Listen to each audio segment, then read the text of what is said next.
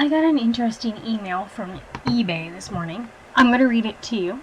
eBay Canada is asking for your help to encourage Prime Minister Trudeau to take action to restore confidence in Canada's postal service.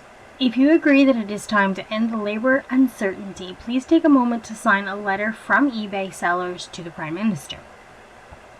For months, Canadian businesses like yours have had to deal with the implications of the ongoing negotiations between Canada Post Corporation and the Canadian Union of Postal Workers. The time is right for the Prime Minister to initiate an alternative solution. Your advocacy on this matter makes a difference.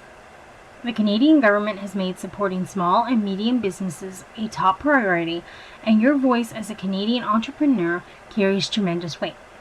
Thank you in advance for taking the time to sign the letter to the Prime Minister. Signed, Managing Director of eBay Canada.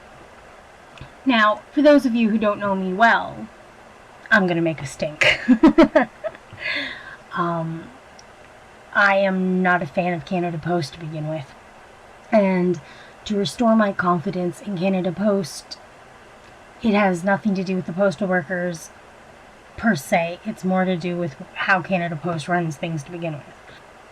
If Canada Post workers don't want to work for what they're already making, plus all their benefits, plus vacation days, plus, then please have a look at my resume, because I'd be more than willing to stamp parcels and talk to little old ladies at my local post office for minimum wage, let alone the outlandish wages that they're already paying.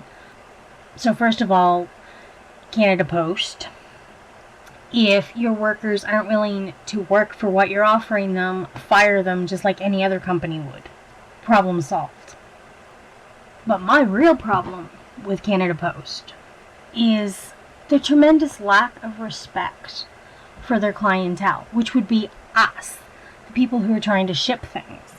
I'm a small business owner, and yes, I mean small.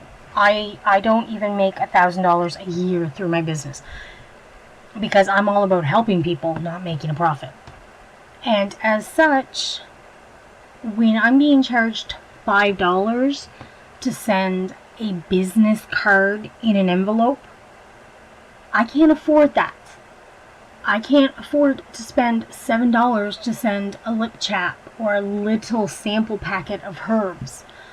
Their prices are ridiculous, and I think that's what is killing Canada Post. It goes back to the fact that they're paying some of their workers $20+ an hour to sit in an empty post office in a small town. And no, I am not advocating that they close down little post offices out in the middle of anywhere.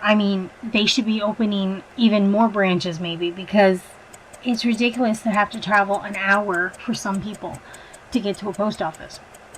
But as I was saying, when I go into the post office to send a small parcel, and I'm talking an envelope that has the equivalent of maybe 4 or 5 pieces of paper folded in it. It is not by any means a parcel. It is still an envelope. It's still letter sized.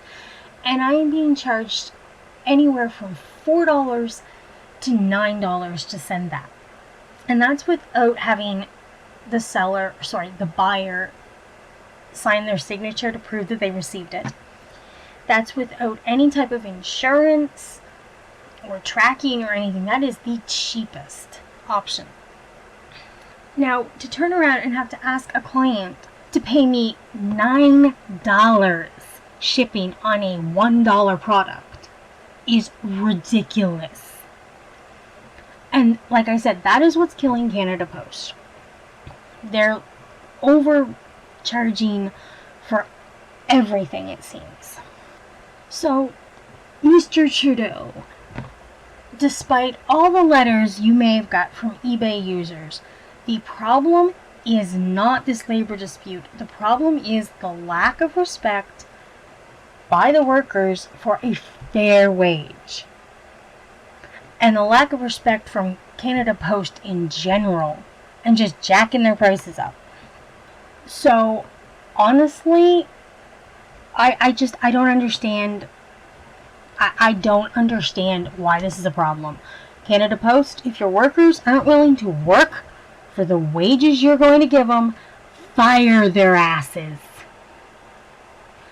And dear workers, you do not deserve the price you are currently demanding. Oh, and back to Canada Post. You don't deserve the prices you're currently demanding for your shippings. End of story.